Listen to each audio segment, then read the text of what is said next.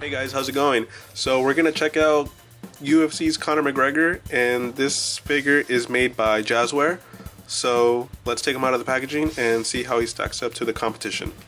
Alright, so here is out of the box, and you get a pair of boob grabbing hands. You get his screaming face, which this is pretty cool because you could recreate his weigh-in poses where he's normally screaming at his opponents. So very nice touch. And you get this little UFC belt. My only complaint with it is you might be able to see it a little bit from here. It was really greasy. Like, I still kind of feel it. It leaves like a little like greasy residue on your hands.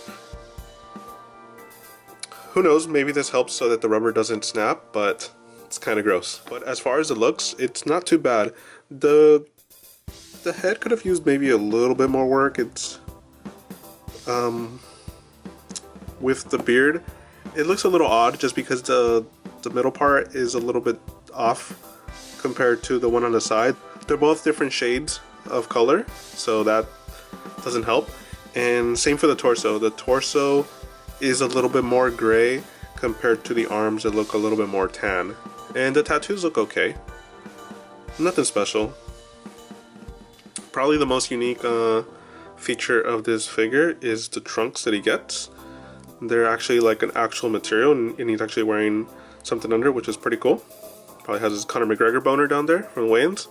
The paintwork is not the greatest on the parts that are painted, but they do a decent enough job. So let's take a look at the articulation that you get with them.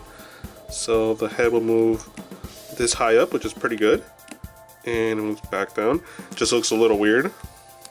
And his arm moves that. They'll bend like this. They'll twist. And they bend a little bit too, actually. You could do probably his Conor McGregor rubber arms.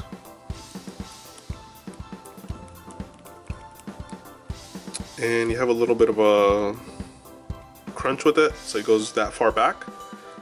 And this forward. No dick root, but it does, it will twist. And his legs will go up this high. And surprisingly, the fabric doesn't really get in the way. The only thing that I could see being an issue, well, it doesn't go that far, if you play with it too much, I'm sure that the fabric will eventually start to give and start to rip, so that's gonna suck. But as of right now, the trunks still look pretty cool. And that's probably the most unique feature that this figure has. And the knees bend pretty far back. Oh wow, they bend all the way. And the ankle will go that. And they have little go side to side. Just not bad actually, not bad at all. Blue lips. All I see is blue lips. So overall, this figure does a lot of good, but it also does some things bad. Like for example, let's go over some of the bad stuff first. The butterfly joints, when you move them, the tattoo will, well, you can see that. So it's gonna look a little weird, but I mean, it gives him some good mobility at least, so that's the positive. And then like I mentioned before, the torso being a different color from the arms, and then like the lower part, like the abs, that's kind of a bummer. And the legs being super clicky, sounding like they're about to break, and the head's a little wobbly, like you can see it right there. But for the good, the joints are pretty smooth. They're not quite buttery, but they are very solid, except for the leg ones.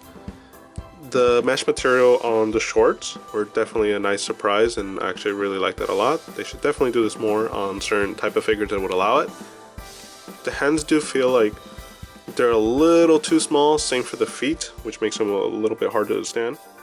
Overall, I would give the figure a 6 out of 10, mainly because the head sculpt really holds it back from being a great figure, but the accessories do kind of save them, and I'm really happy to add them to the collection.